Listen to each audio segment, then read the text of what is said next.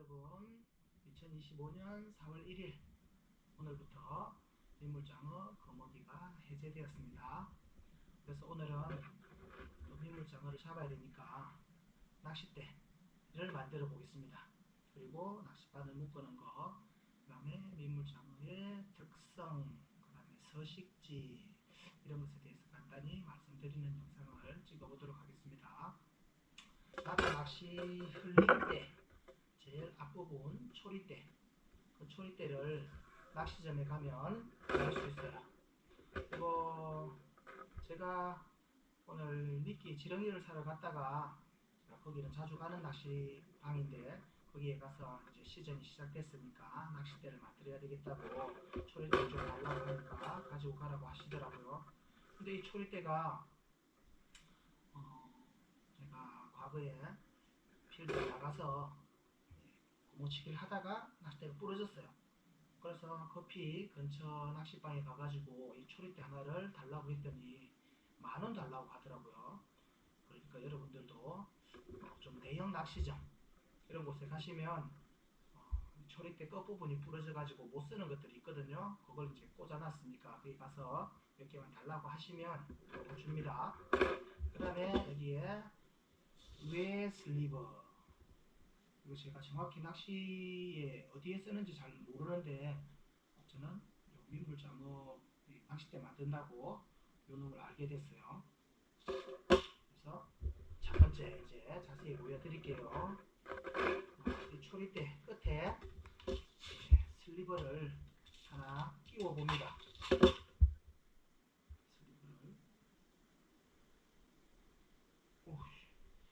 슬리버를 깎았어야 되겠다. 슬리버가 안 들어가요. 그러면 그 부분을 이렇게 칼 가지고 긁어서 구멍을 맞추시면 좋아요. 자, 얇은 놈 뼈를 이렇게 집어넣으면 쑥 들어가죠. 쑥. 최대한 밀어넣어서 손톱으로 이렇게 끝부분을 표시하시고 얘를 다시 끄집어냅니다. 그리고 이 슬리브의 한 절반 정도 되는 부분 정도까지만 들어갈 수 있게끔 가위를 대고 이렇게 돌립니다. 이렇게 돌려.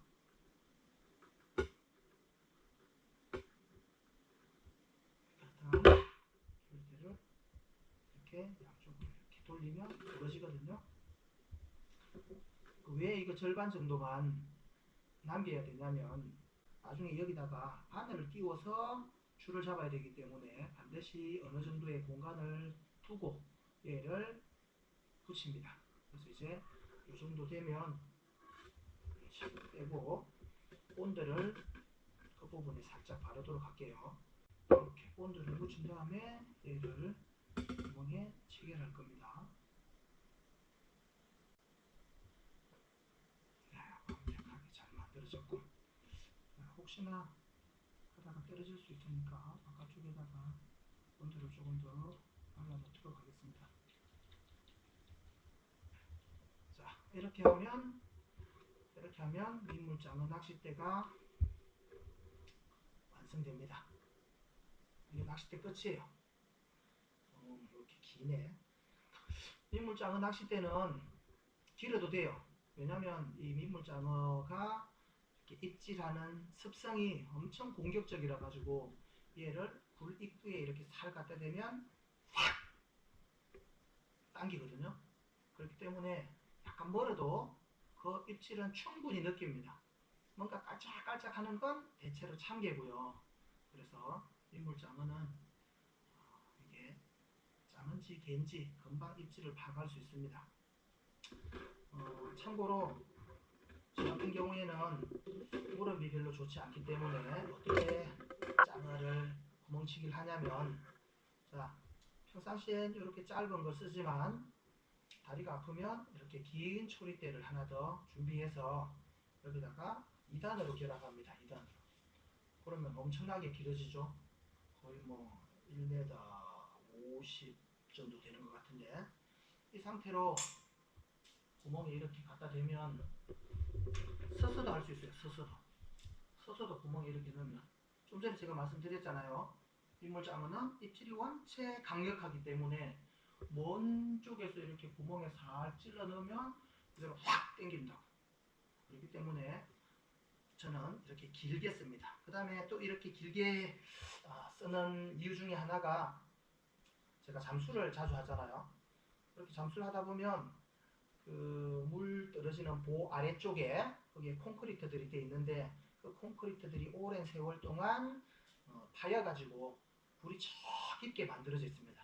근데 거기에 장어들이 있어요. 그럼 너무 길기 때문에 제가 거기에 잠수를 해서 들어갔다가 줄을 주고 입질을 받을 때까지, 그리고 입질을 받고도 제가 한 10초 정도 기다린다고 했죠. 그러면 제가 숨이 차서 못 나올 거잖아요. 그래서 얘를 길게 쓰는 이유 중에 하나입니다.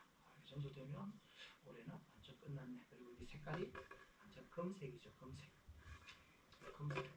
어쨌든 낚싯대는 이렇게 만들어집니다. 그 다음에 낚싯대 만들었고요. 그다음 이제 낚싯줄 소개할게요. 낚싯줄은 팔합사, 합사 8호가 아니라 팔합사 8가닥으로 줄을 이렇게 꼬아서 만든 거고, 혹시 좀 대물이 걸렸을 때 터지지 않기 위해서 저는 6호를 즐겼습니다. 이거 해가지고 뭐 터져 본 적은 없어요. 이게 이제 줄을 어떻게 터지냐면, 장어가 입질을 했을 때 오랫동안 제가 줄을 삼키도록 가지고 있으면 얘가 계속 후진을 해서 저 안쪽으로 들어가거든요. 저 안쪽으로 들어갔는데 이놈이 굴이 이렇게 되어 있다. 이렇게 꺾여 있다. 이렇게. 근데 제가 물고는 꺾인 지점으로 이렇게 들어갔는데 거기에 돌이 있어서 제가 바깥에서 이렇게 당기면, 장어도 이렇게 당기고 나도 이렇게 당기면 여기가 쓸리겠죠. 그러면서 터져요. 자, 그런 경우 외에는 거의 터지지 않습니다. 그리고 이제 바늘을 묶어 보겠습니다.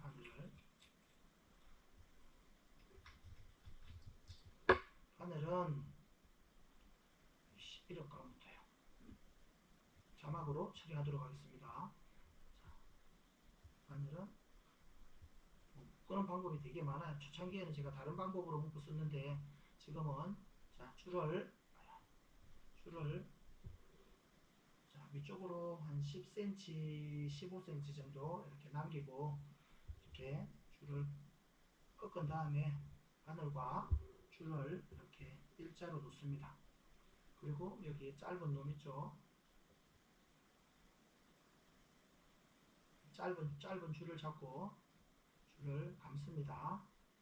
한 바퀴, 두 바퀴, 세 바퀴, 네 바퀴, 다섯 바퀴, 여섯 바퀴, 일곱 바퀴, 여덟 바퀴, 아홉 바퀴. 저는 주로 9바퀴 정도 감습니다. 물론 뭐 7바퀴 정도만 감아도 돼요. 그리고는 구멍으로 넣고 얘를 윗줄을 이렇게 당기면 그 구멍이 싹 사라지면서 들어갔던 줄을 잡습니다. 그러면 양쪽으로 당기면서 뒤쪽에 손톱을 이렇게 막은 상태로 얘를 당기면 강하게, 그리고 앞뒤로 한 번씩 더,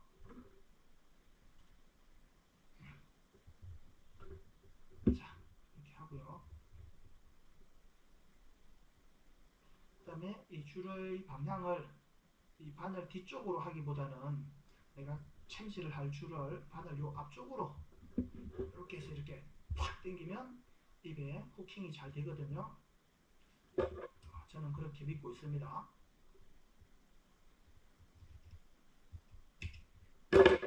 줄이 좀 길게 남아 있어도 크게 이물감을 느끼지 않아요.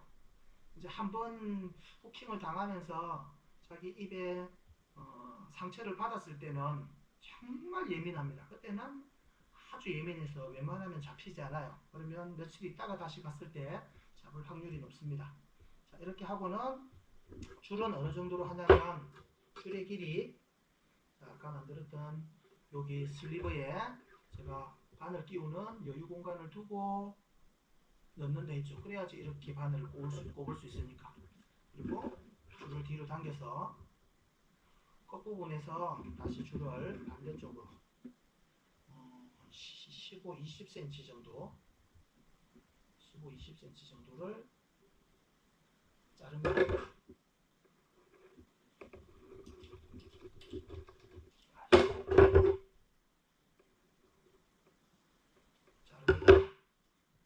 자르고는 이제 손가락을 끼워서 줄을 컨트롤해야 되기 때문에 다시 여기서 이 두 개의 줄을 이렇게 그냥 묶어요. 이렇게 묶으면 끝납니다. 그래서 여기 구멍에다가 엄지손가락을 이렇게 넣고 낚싯대 이렇게 잡고 구멍에 이렇게 엄지손가락에 꽉 잡을 필요 없어요. 되도록이면 느슨하게. 왜냐면 이렇게 넣는데 장어가 탁 치는 순간 배는 빠지면서 이게 손이 이렇게 딸려가야 되니까. 그래야지 장어가 삼킬 수 있기 때문에 장어가 입질하는 순간에 얘의 손에 힘을 주고 있으면 장어가 못 가지고 가기 때문에 장어가 탁 당기는 순간에 배를 놓으면서 손은 장어 쪽으로 이렇게 쭉 내밉니다. 그리고 나서 가만히 들고 있으면 장어는 줄을 이렇게 앞으로 당겼다 놨다 당겼다 놨다를 반복해요. 그러다가 손을 싹 이렇게 당겼을 때 어느 정도 이렇게 줄의 탄성, 장력이 느껴지면 이제 물었다고 생각을 할 수 있고 그때 챔질을 하면서 끄집어내면 끝납니다. 잡는 거 크게 어렵지 않아요. 장어는 굴만 발견하면은 정말 한 방에 잡을 수 있는데 문제는 굴을 찾는 게 정말 어렵습니다.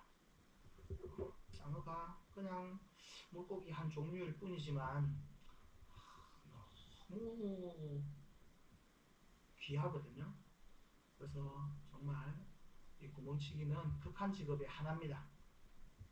하루 종일 허리 숙여서 무릎 꿇고 구멍을 몇천 구멍을 찔러도 정말 한두 번 입질 받을까 말까. 그래서 제가 아시는 분들 중에는 따라가고 싶다고 해서 제가 데리고 가면 다음번에 안 하고 싶다고. 그만큼 잡기 어려워요. 근데 이게 입질을 받는 순간과 얘를 끄집어낼 때 그 희열 때문에 잡아본 사람들은 가는 거죠. 그리고 낚시꾼의 그 로망 있잖아요. 항상 큰 거, 그거 잡을 욕심, 그 다음에 그 잡을 것 같은 기대감, 설레임으로 항상 낚시를 가는 거니까 구멍치기도 똑같습니다. 그러면 이제 장비 만드는 거는 끝났고요. 구독자분들 중에서 많이들 물어보세요. 민물장어가 아무 하천에나 다 있냐고. 근데 민물장어는 바다에서 산란을 하잖아요. 그렇기 때문에 반드시 그 치어들이 바다로부터 올라옵니다. 그러니까는 당연히 하천 중에서도 바다와 연결된 하천을 찾아야 되고 참개가 있고 망둥어가 있다. 그러면 밀지라고 얘기하죠. 망둥어가에. 그놈이 있고 참기가 있으면 그 하천은 분명히 장어가 있습니다. 어디에 있는지 찾는 게 어렵다고 말씀드렸죠. 그러니까 그런 곳을 노려보시기를 바랍니다. 그러니까 물론 양식하는 민물장어를 사서 지자체에서 자기 하천에다가 방류하는 사업을 많이들 했다고 하거든요. 그러니까 운이 좋으면 바다와 연결되지 않는 하천에도 있을 수 있어요. 그렇지만 보편적으로 바다와 연결된 하천에서 민물장어를 잡을 수 있다는 말씀을 드리고 싶습니다. 그 다음 미끼. 우리가 그 저수지나 댐에서 하는 민물장어 낚시의 최고 미끼는 산지렁이잖아요. 뭐라고 해야 돼? 큰 거, 말지렁이 또는 산지렁이 이런 걸 씁니다. 물론 겨울철에는 빙어를 쓰기도 하고요. 그 다음에 미꾸라지를 쓰기도 하고요. 근데 이 구멍치기에서 미끼는 제일 좋은 건 일단 미꾸라지인 것 같아요. 미꾸라지 사이즈는 어느 정도 해야 되느냐? 5cm 미만. 5, 6cm 근처, 5cm 근처. 왜냐하면 강에는 큰 놈들이 별로 없기 때문에 당기는 그래서 걔네들이 삼킬 수 있을 정도의 크기가 좋고요. 한번 입에 상처가 났거나 아주 예민한 놈들, 이 놈들은 미끼 운용을 다르게 또 해보셔야지 잡을 수 있습니다. 그래서 산지렁이 같은 걸 사용하기도 하고, 가장 편리한 건 낚시점에 가면 민물지렁이 그냥 한 통에 1,500원, 2,000원 정도 하는데 그거 가지고 다니면서 하셔도 돼요. 근데 이 지렁이가 아주 약하잖아요. 구멍 사이에 이렇게 넣다 보면 금방 너들너들해집니다. 그리고 이 지렁이는 다른 잡어들의 입질도 되게 많고, 특히나 기수역에서, 기수역이 뭔지 아시죠? 바다와 민물이 만나는 그 구간, 거기를 기수역이라고 하는데, 그 기수역으로부터 뭐 한 500m까지는 이 아까 얘기했던 망둥어가의 밀지라는 놈들이 많이 있어요. 그 이놈들이 굴 속에 넣으면 되게 입질을 많이 하기 때문에 금방 지렁이 미끼가 달아 없어집니다. 그러면 자꾸 꽂아야 되니까 엄청 번거롭거든요. 그래서 저는 미꾸라지를 많이 사용하고, 특히 기수역에서는 미꾸라지를 추천드립니다. 사실 오늘 이제 첫날이라서 제가 나가보고 싶었는데 아직은 어디쯤에 와 있을지, 그 다음에 제가 아까 말씀드렸잖아요. 바다에서 오기 때문에 기수역 근처에 작은 또랑 쪽으로 가고 싶었는데 오늘 바닷물 물때가 맞지 않았어요. 제가 오전에만 잠시 탐사를 나가고 할 수 있고, 오후에는 또 제가 본업이 있기 때문에 그래서 오늘은 갈 수 없고, 긴 영상 시청해 주셔서 감사드리고, 혹시 궁금한 점 있으면 댓글로 남겨주시면 제가 열심히 답글을 달도록 하겠습니다. 2025년도에도 민물장어를 잡는 멋진 영상 보여드릴 테니까 많이들 관심 가져주시고 응원 부탁드리겠습니다. 감사합니다.